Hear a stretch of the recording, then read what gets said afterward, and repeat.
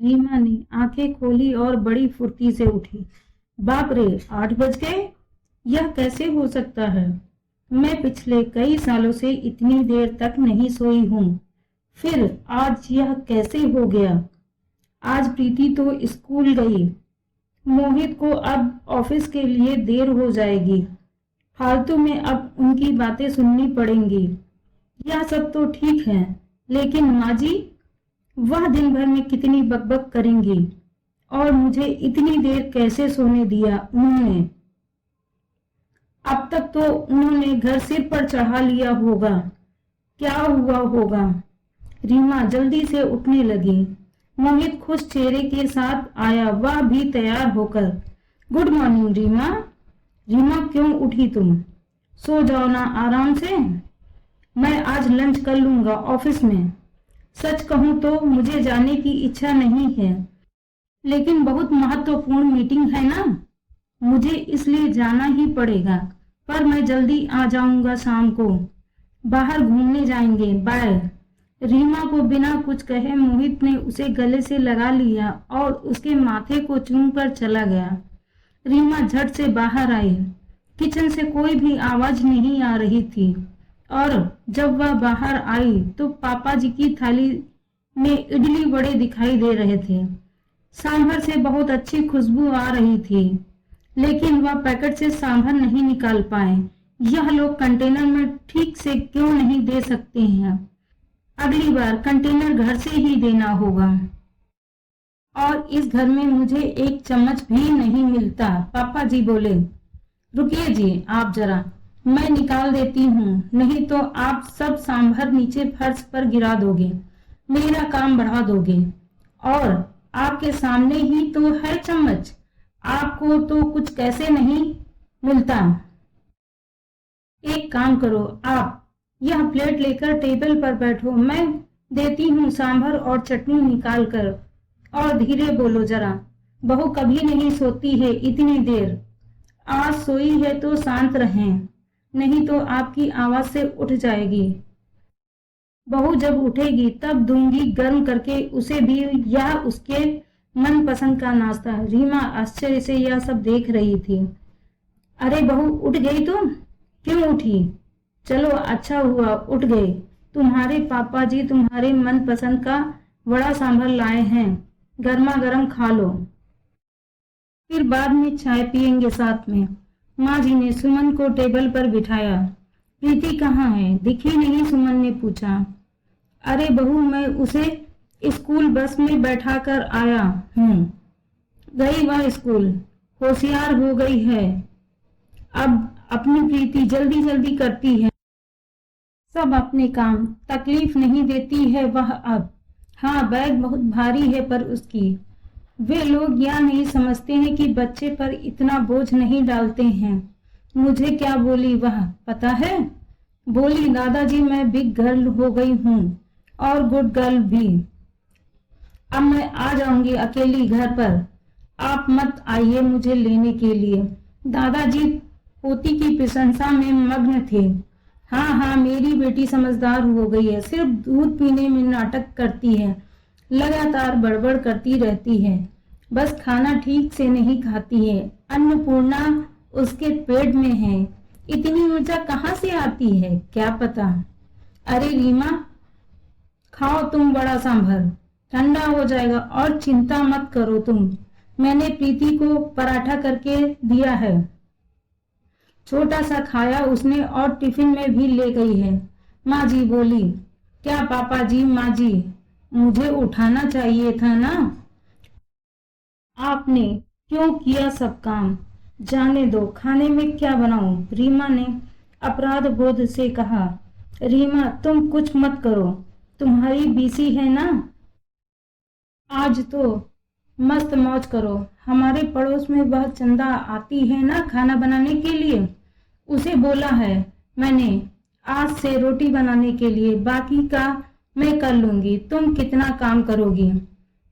अकेली तुम्हारी क्लास, प्रीति का होमवर्क, बाहर के काम, और यह मोहित भी कुछ काम करके मदद नहीं करता है तुम्हें, सबके पीछे दौड़ना पड़ता है। अब आराम किया करो तुम। नहीं तो ऐसा करो ना, तुम और मोहित 4 दिनों के लिए घूमने चले जाओ। बहुत दिन हो चुके हैं, वैसे भी तुम दोनों बाहर कहीं नहीं गए हो। प्रीति को यहीं रहने दो, हम संभाल लेंगे। आपको भी एक दूसरे के साथ वक्त बिताने की जरूरत है। माँ जी बोली। नाश्ते के बाद माँ जी ने चाय बनाई और हम तीनों ने बातें की और चाय पी। रीमा का दिन अच्छा गया। बीसी की सहेलियों के साथ मस्ती की। कल उसका खास दिन था, लेकिन आज उसका जन्मदिन उसकी सहेलियों ने मनाया। उस वजह से वह ज्यादा ही खुश थी। मोहित जल्दी घर आऊंगा ऐसा बोला था, पर आया ही नहीं। दोस्त की आज पार्टी थी, तो वह घर देर से आने वाला था। माँ जी और पापा जी सो गए। प्रीति को लेकर सुमन भी सो गई। कुछ समय बाद रीमा को बहुत आवाज सुनाई देने लगी। वह अचानक उठ गई। प्रीति उसके बाजू में नहीं थी। वह डर गई और हॉल में आई। हर तरफ अंधेरा था और अचानक रोशनी आ गई। हैप्पी बर्थडे टू यू, अचानक जोर से बोले। माँ जी, पापा जी, मोहित सब हंसकर उसे विश कर रहे थे। प्रीति ने दादी की मदद से सुंदर केक बनाया था। रीमा ने केक काटा और सबको खिलाया। बाद में सभी लोग सो गए। फिर सुबह रीमा उठकर देखती है तो पास में सुंदर सा ग्रीटिंग कार्ड था। उसकी बेटी प्रीति ने खुद के छोटे हाथों से बनाया था। यह कार्ड देखकर सुमन बहुत खुश हुई। उतने में एक बड़ा सा टेडी बियर चलते हुए उसके पास आया। सरप्राइज मम्मा, यह मैंने तुम्हारे लिए स्पेशल लिया है, मेरे पिगी बैंक में से सेविंग करके। रीमा को गले लगाकर उसकी लाडली बेटी बोली। रीमा की आंखों से खुशी के आंसू छलक पड़े। अब मोहित की बारी थी। उसने रीमा से कहा कि वह अपनी आंखें बंद कर ले और उसके लिए लाया हुआ खूबसूरत हीरो का हार उसके गले में डाल दिया और उसे आईने के सामने खड़ा कर दिया। वाह, अब सच में यह हार कितना खूबसूरत लग रहा है। सुंदर लग रही है मेरी रानी। लगता है जैसे यह तुम्हारे लिए ही बना है। मोहित ने खुशी से रीमा को गले लगा लिया। तभी रीमा कुछ कहने ही वाली थी कि माँ जी, पापा जी आ गए। यह दुनिया की सबसे अच्छी बहू रानी के लिए, मतलब हमारी बेटी के लिए।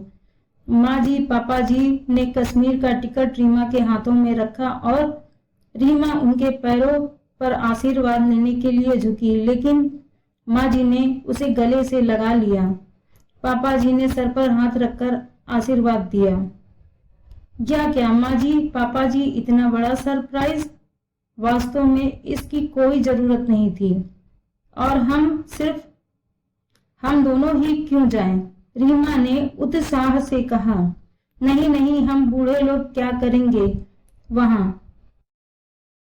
वैसे भी आप दोनों को इसकी ज्यादा जरूरत है, और हम प्रीति का भी अच्छे से ख्याल रखेंगे ताकि आप दोनों फुल एंजॉय कर सकें। वह सेकंड हनीमून क्या बोलते हैं ना वो? आप आ जाओगे तो हम चले जाएंगे। पापा जी ने धीरे से मोहित को आंख मारी। रीमा और मोहित दोनों शर्मा गए। चलो पैकिंग करो, आपको कल सुबह निकलना है, और आज क्या क्या खाना बनना है। आज रीमा की पसंद का माँ जी ने फरमान किया। दिन आनंद में गया। शाम को रीमा की आरती करके माँ जी ने, पापा जी ने उसे ढेर सारा आशीर्वाद दिया। रीमा इस प्यार से पूरी तरह अभिभूत थी। पूरी तैयारी हो गई थी। कल सुबह जल्दी जाना है, इसलिए बैग भर के मोहित और रीमा तैयार थे। कश्मीर के सपने देखकर रीमा को कब नींद आ गई, यह उसे समझ में नहीं आया। दोनों कश्मीर पहुंच गए जैसे स्वर्ग ही हो। कितना खूबसूरत था सब कुछ। मोहित रीमा सब भूलकर एक दूसरे में खो गए। यह हंसी वादियां, ये खुला आसमां। मोहित गाना गा रहा था और रीमा जैसे नई नवेली दुल्हन की तरह शर्मा रही थी। एक दूसरे के ऊपर बर्फ के गोले फेंक कर छोटे बच्चों जैसे दोनों मस्ती कर रहे थे। दोनों आज आइस स्केटिंग के लिए आए थे।